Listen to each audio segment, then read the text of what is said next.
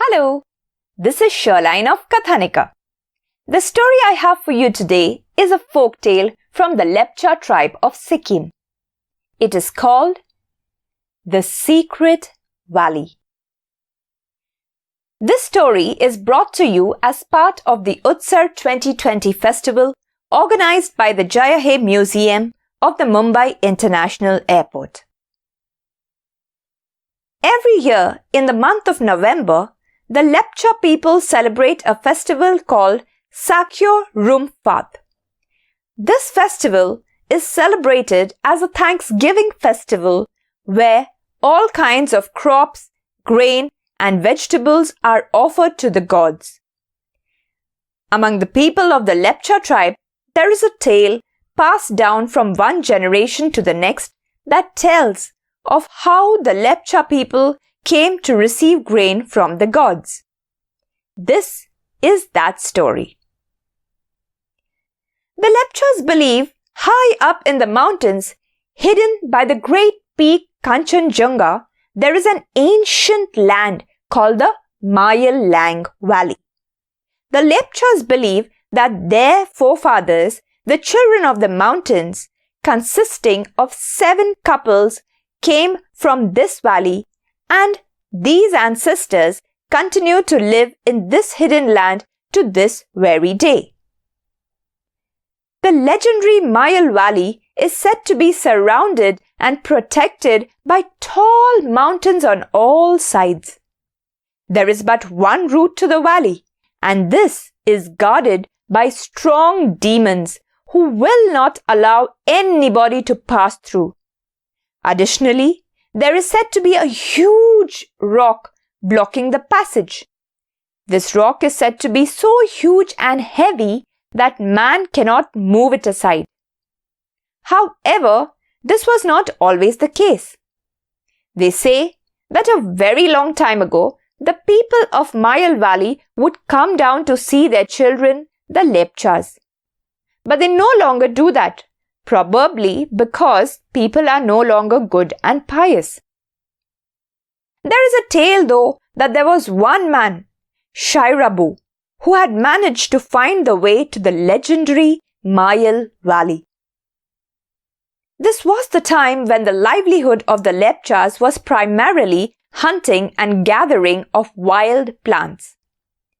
One day, a Lepcha hunter called Shairabu went out on a hunting expedition. He searched for an animal for the whole day but found nothing. Tired and thirsty, he sat down beside a stream to rest. Suddenly, he spotted a big boar grazing beyond the stream. The sight of the nice and healthy young boar made Shairabu forget all his tiredness. Shairabu quickly picked up an arrow and placed it firmly on his bow. He moved cautiously towards the boar. When he was close enough, Shairabu took aim and let an arrow fly to the boar. The arrow only injured the boar. The boar, now alert to the danger, gave a cry and began fleeing. Shairabu went after the animal, following the blood trail that the boar was leaving behind. The boar entered a bamboo grove. Shairabu followed, but the boar was swift and Shairabu soon lost track of him. Shairabu came to a halt. He looked around him, but the boar seemed to have disappeared. Panting, Shairabu looked around and realized that he was still by the stream. Shairabu stopped to get a drink of water. Shairabu knelt down and thirstily drank some water. When he looked up, he saw flowing down the stream was a branch of a tree. But the branch was not an ordinary one. The branch was a gold one with green-blue glittering crystal needles for leaves.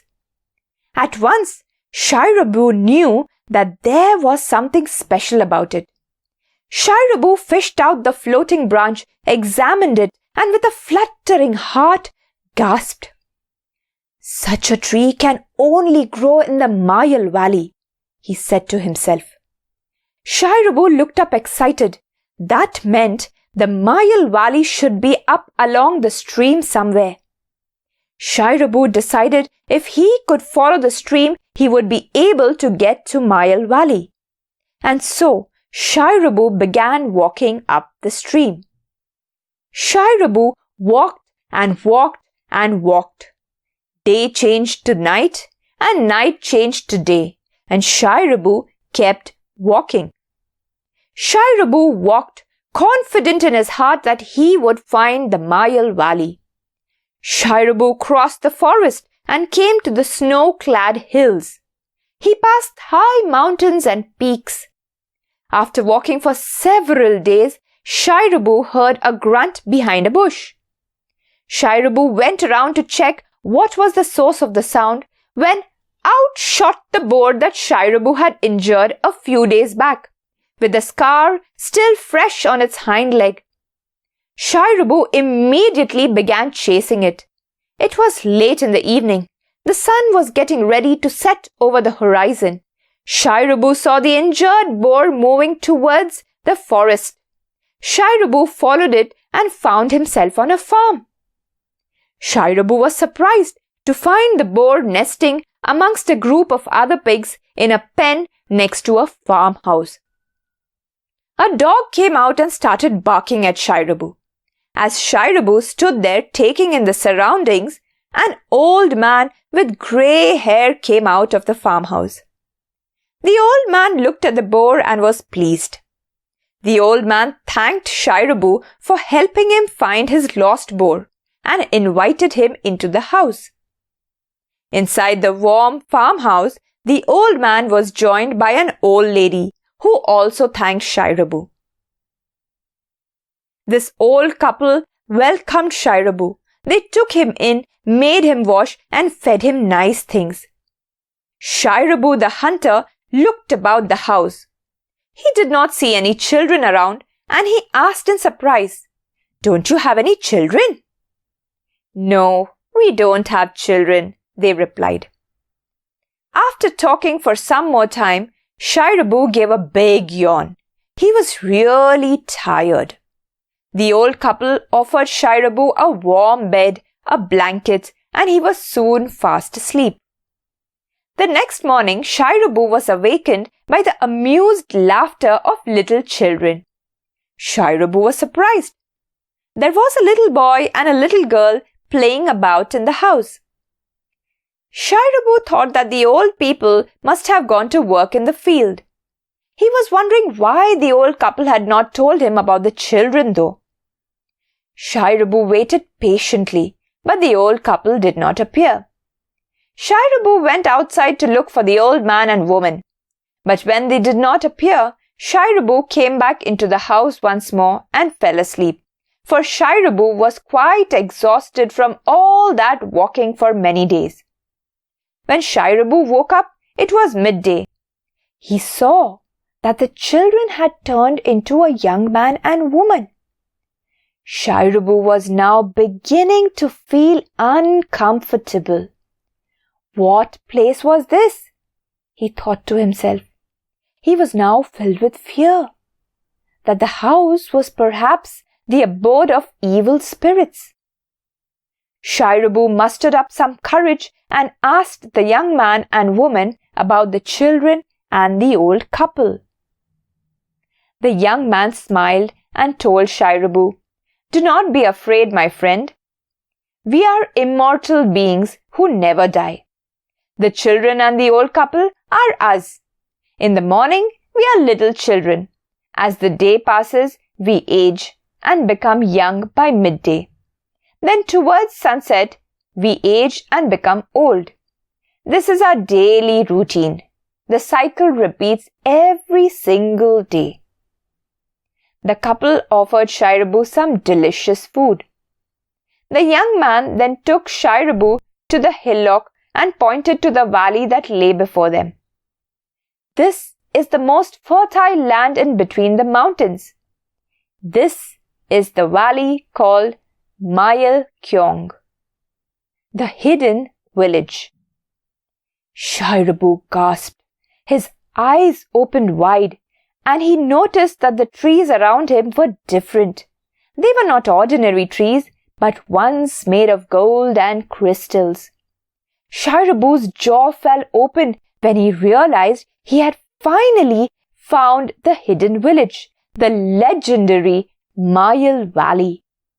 Shirabu explored the Mayil Valley together with the young man. It was beautiful, full of fruits, flowers and vegetables, the like of those he had never seen before. There were birds with bright feathers, swimming in lotus-filled ponds.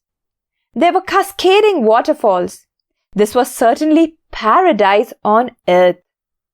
The young man and woman took Shirabu and introduced him to the other 6 couples that lived in the valley. Shirabu's heart was filled with happiness.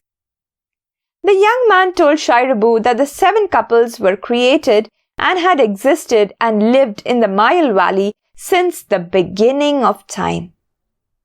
It was now sunset. The young man and woman had transformed into the old couple once more. They shared their meal with Shirabu and went to bed. Shirabu the hunter then saw in the valley 7 houses belonging to the 7 brothers.